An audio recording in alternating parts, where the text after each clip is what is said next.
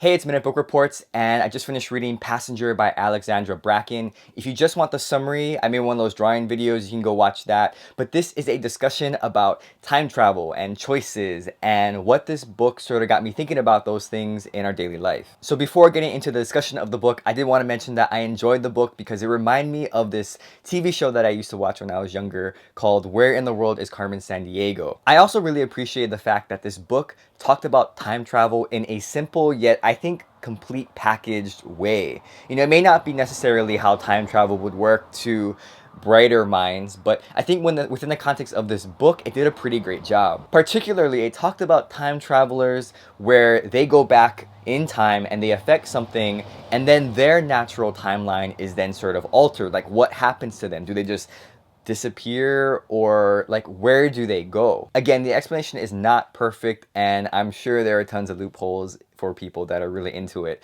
But for me, I thought, hey, this is great. At least I understand the context of how time travel works within Passenger, and then I can move on from there. But let's get to time travel and choices. Usually people who travel through time are there to affect a choice. I think rarely do we see people travel back in time and just observe. They're there to actually make a difference, to prevent something from happening, or to influence something to happen. Until time travel is actually discovered and invented and real, we only usually have one chance. It's the choice that we're made at that time. We either make it or we don't. We choose the right one or the wrong one, and then we just move forward. So there was one passage in particular that really stood out to me, and I circled it really quickly because it was sort of early on in the book. The passage goes, "Oh, some old family heirloom. The truth is, I only kept it for one reason. I knew I could sell it and buy my ticket out of London, away from my foster family.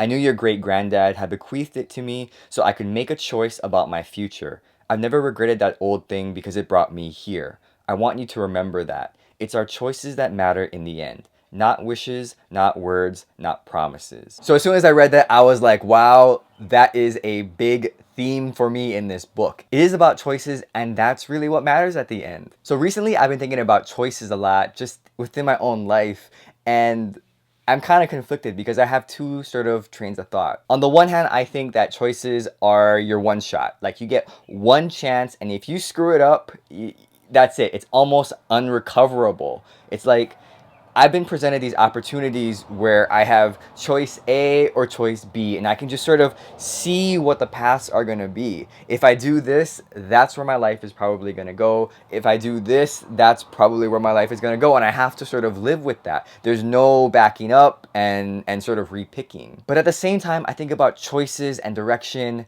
sort of like it's okay and there's not so much pressure, because ultimately we'll go towards the direction that we're supposed to head. I read this book where the author talked about choices and free will, and he illustrated it like we're all on this boat, and on this boat you can sort of do what you want. You can meet and talk to whoever you want on this boat. You can move around, do different things, but at the end of the day, at the end of the journey, the boat is still headed towards where it's supposed to be headed. As sort of weird as that seems, I've seen that in my life where seemingly I make these choices that I thought, oh, that's it, I'm one and done, and I'm sort of stuck. But then I find sort of ways, or life finds its way to sort of bring me back to this one path. It's sort of like this complete, solid, I knew all along type of thing. So I look at my choices that I made in college in terms of my major, and I know that's a really big deal to a lot of people. Trying to pick your major, you switch, or there's all this pressure, like you have to go in knowing exactly what you want to do.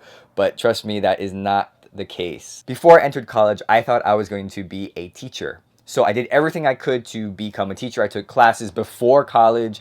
I did student teaching in high school, and I thought, okay, this is what I want to do. I even picked the college based on education as a major, and then when I got there, I decided that I didn't want to do it anymore. So then it was like, okay, now what? Because basically, I thought education was for me. Now I don't want to do it anymore. Is my life ruined? What major am I going to do? So I thought it would be a great idea to be an English major because English people seem smart. I kind of enjoyed reading, and I thought, well, I could still become an English teacher even if I didn't go towards education. But then I discovered that I hated to read and I hated to write about it. So I stopped being an English major and I moved to journalism, where I thought instead of just reading about things that were old and a long time ago and mostly fiction, I would focus on the real life and I would write about that. And so I became a news ed major. And that worked out really great because I liked the writing, I liked to talk to people, and it was a lot of fun. But then there was this part of me that I really wanted to read more. Why couldn't I read? I missed the reading. And so I went back to the English department and became a double major where now I was doing journalism and English at the same time. But then there was that sense of teaching that I missed. And so when I came back to school to get my master's degree, ultimately that's what I ended up doing. I ended up teaching. And so even though I made all these sort of off choices, I think that it all brought me back to the original plan, which was to be a teacher. So I'm hoping that makes sense. I know it seems sort of strange, but in the context of this book, that's what I thought it was about. It was about choices and the choices that we make and where that sort of leads us. I don't know, maybe it's just me. Maybe I am just looking too deep into this, but that's real life. That's what happened to me as I was picking my major and going through school. So I know how important choices are, where if you think that you're making the wrong choice, there's a lot of pressure. If you think you're making the right choice, you just go forward. It's a lot to think about. But the great thing about choices is that we have them every day. That's what I love about it, is that we have choices every day. Now, there are choices that are sort of made for us. I'm not sort of discounting that. There are certain environmental things that just sort of are thrust upon us. But we have a lot of power to sort of dictate where we want to go and what we want to do. And books like Passenger sort of brings that forward with this concept of time travel. So in the end, I do agree with Rose that all that matters in the end is our choices. So I'd love to know what you think about choices and time travel and how important does that play in your life. For me, again, it is important and I'm valuing the power of the choice, but maybe I'm just overthinking this and it's really not that big a deal. Maybe it's something that we take for granted. So I hope you enjoyed the video. Thank you so much for watching and I'll see you next time. Bye.